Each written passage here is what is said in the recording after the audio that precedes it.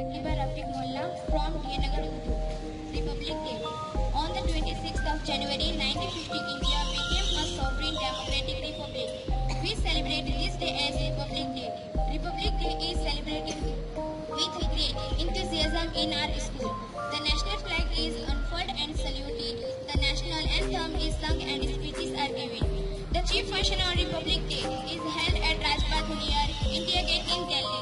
There is a long march past the service of the defense forces. The President of India takes the salute. Republic Day is a day that makes every Indian feel proud to belong to this great country. It is a day on which we should take a